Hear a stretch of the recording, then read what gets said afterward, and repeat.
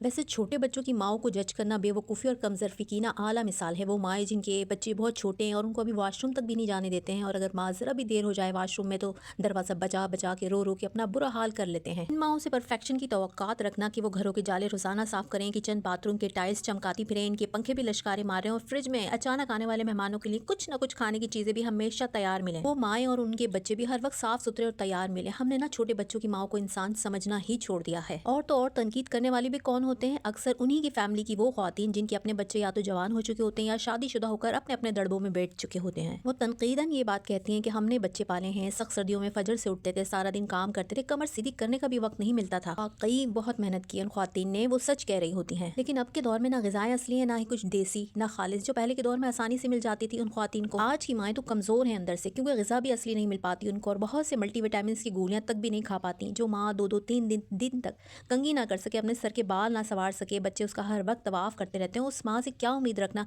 कि वो घर का हर काम परफेक्ट करे। लोगों के म्यार पर पूरा उतरने के चक्कर में ना वो सुकून का कोई एक सजदा कर पाती हैं और ना ही कुरान का कोई एक रुकू भी पढ़ पाती हैं। आपके अव्वलीन तरजीह अभी आपके बच्चे हैं, उनकी तरबियत, उन्हें अल्लाह और रसूल सल्लल्लाहु अलैहि वसल्लम की दीन की पहचान करवाना, उन्हें वक्त देना आपकी अभी सबसे अव्वलीन जिम्मेदारी होनी चाहिए। लोग क्या कहते हैं उसको सोचना छोड़ दीजिए, अपनी ईमानदारी से जितना काम मुकम्मल हो सकते हैं जरूर कीजिए। आज घर में खपती हुई माँ के बच्चे कल को अगर अच्छे मुसलमान ना बन सके तो ये लोग ही होंगे फिर बोलने वाले कि माँ ने तरबियत अच्छी नहीं करी, ध्यान ही नहीं दिया, हर वक्त बस घर की साफ सफाई और खाने पकाने में ही लगी रहती थी। लोगों को तो कभी हम किसी हाल में भी खुश कर ही नहीं सकते। वीडियो पसंद आए तो लाइक और मेरे चैनल को सब्सक्राइब करते जाएं। मेरी वीडियो जरूर ऐसी माँ को शेयर कर दीजिए जिसके बच्चे अभी छोटे हैं, और आप मुझे कमेंट्स बॉक्स में जरूर बताएं कि छोटे बच्चों की माँ से परफेक्शन की उम्मीद रखना बेवकूफ़ी है या नहीं। जज़ाकल्लाह।